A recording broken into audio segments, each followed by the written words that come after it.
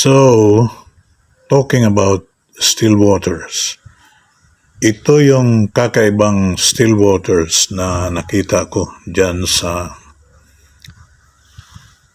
Pakiputan Strait papuntang Samal or galing Samal papuntang Davao City.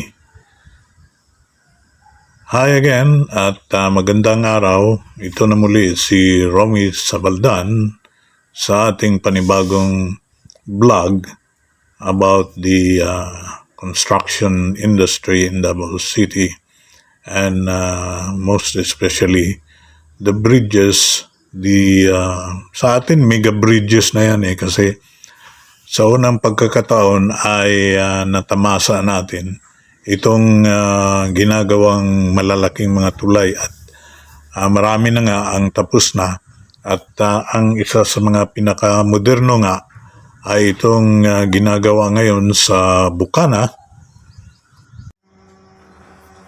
na so far ay isa sa pinakamahaba at meron itong total length na 1,430 meters or 1.4 mahigit 1.4 kilometers na tulay kasama na yung mga road approaches niya. At ito nga ay malapit nang matapos at inaasahan sa buwan na ito ay tapos na ang tulay na ito. So ibig sabihin yan, kung matatapos na sila dito, lilipat na naman yung isang malaking puwersa dito sa pagtatayo ng tulay. So kaya ang Samal Bridge ay inaasahang lalo pang bibilis na ngayon ay meron ng reported almost 40% completion. Ang makikita mo lang dyan ay itong drilling rigs at saka itong launching craneway niya at saka yung mga crawler cranes. Kasi ang malaking trabaho na nagawa na niyan ay nasa ilalim. Ang napapanood nyo ng mga spiral casing na ginamitan ng mga kaison kasi nga aquatic engineering ito At isang bagay pa mga kapatid na dapat nating malaman din, in our continuous desire to complete the bridge, ay ang yung mitigating measures niya kung paano niya kinokontrola ang damage. As evidenced by the stockpiling of spiral casing at saka yung makikita natin mga trabaho nila dito. Importante din naman kasi sa atin yung kalikasan natin.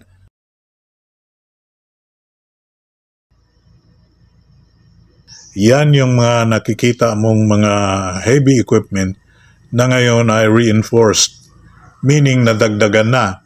Noong unang araw ay nakita natin paalis na yung isang higanting telescopic crane, pero ngayon pagbalik natin ang nadagdag naman ay halos bagong yung makikita mo sa in the far horizon are the crawler cranes na nadagdagan, naging 6 na ngayon.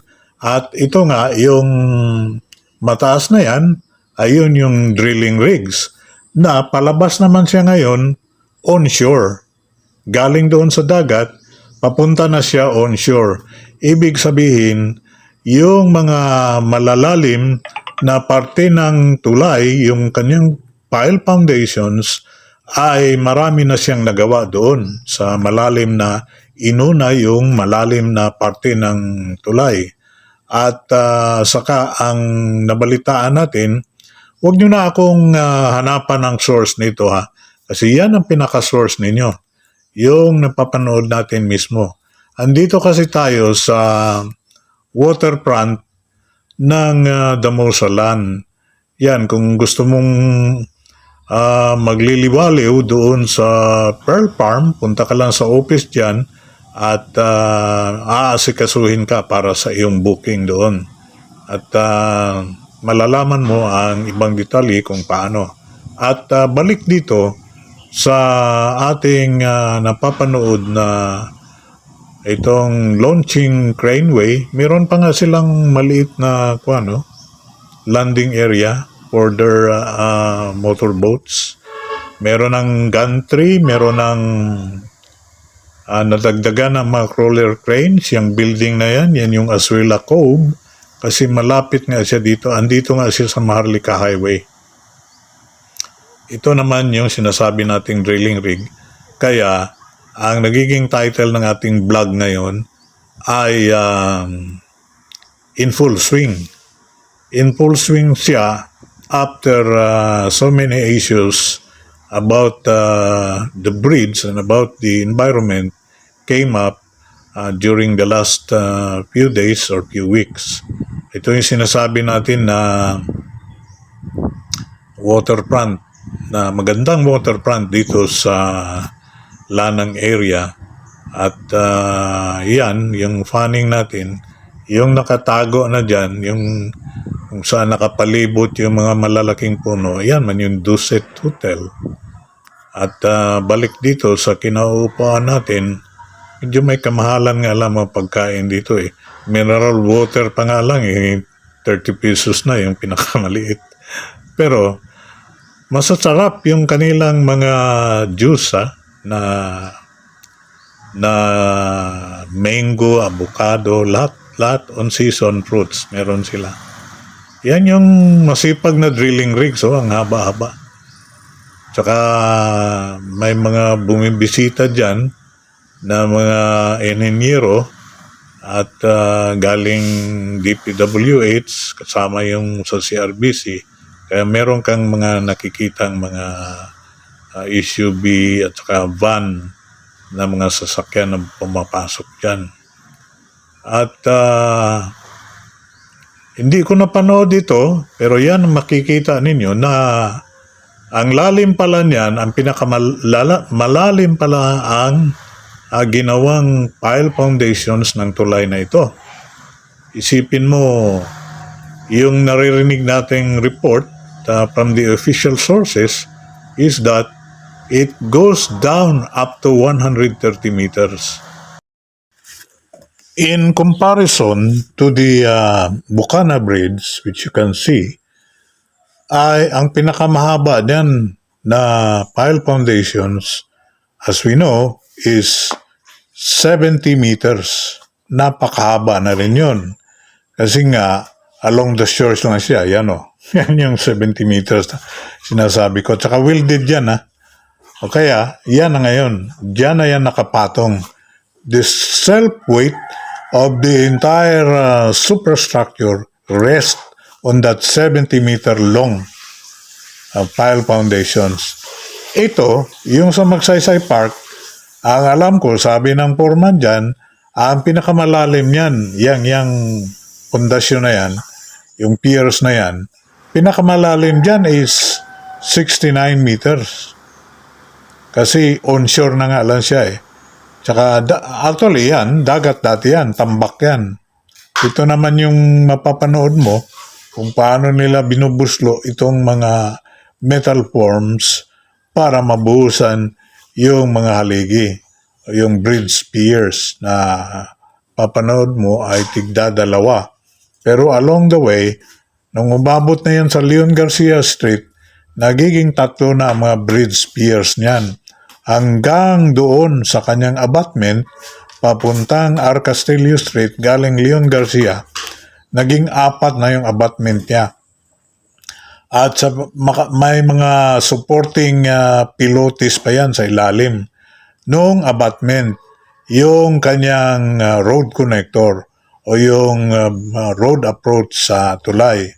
Ito yung sa Magsaysay Park na nasaksihan natin kung paano nila ibinubuslo itong mga higanting metal formworks gamit nga itong mga higante rin na mga crawler cranes.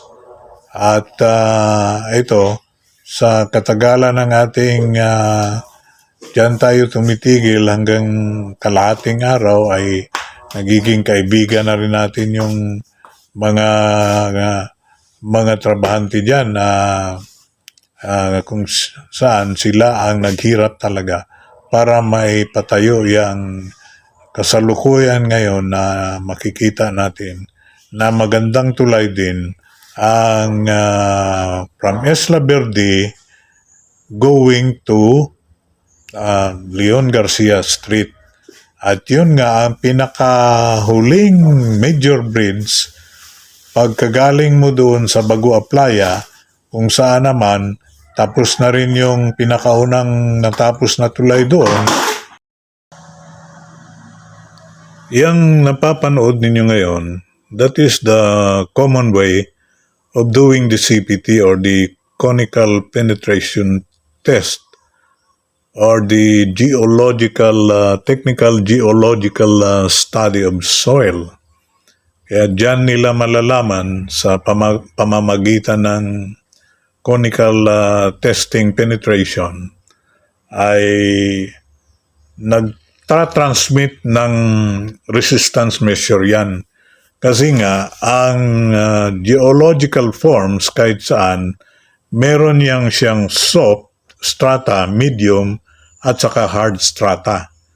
So, ang sinasabi nila na pinakamalalim dito na 130 meters deep down of the pile foundations ay baka nga kaya natin nasabi na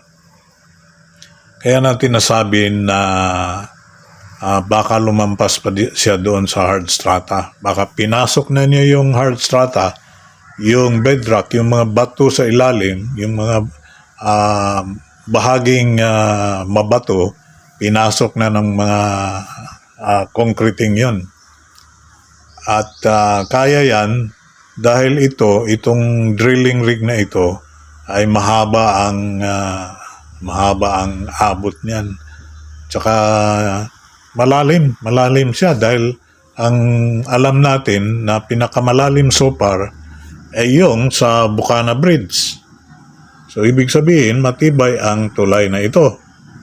Itong Pakiputan Strait, ang pinakamalalim diyan ay nasa gitna. At saka naalala ko itong mga Filipino-Chinese scuba divers natin dito na mga kaibigan natin ay nagsasabi sila na merong mga yungib dyan nakapalibot. Doon nga sa Cape San Agustin, mga kaibigan kong nagsasafari dyan, ang mga scuba divers sa Davao. Marami din silang So nakapaligid talaga ang mga yungib dyan. So ibig sabihin, the conical penetration testing na nakita natin noon dito ay ibig sabihin ay lumampas pa yan doon sa kailaliman ng hard strata niya. Kasi nga, kailangan yon para mas matibay yung pundasyon ng ating tulay dito sa Samal Island Davao City Connector Bridge. Hanggang dito na lang muna, and for the greatest good of the greatest number, ito ang inyong alagad, Romy Sabaldan. Hanggang sa muli at maraming salamat at kaawaan tayo ng mahal na Diyos na Panginoong Hesukristo. God Himself, God the Lord Jesus Christ.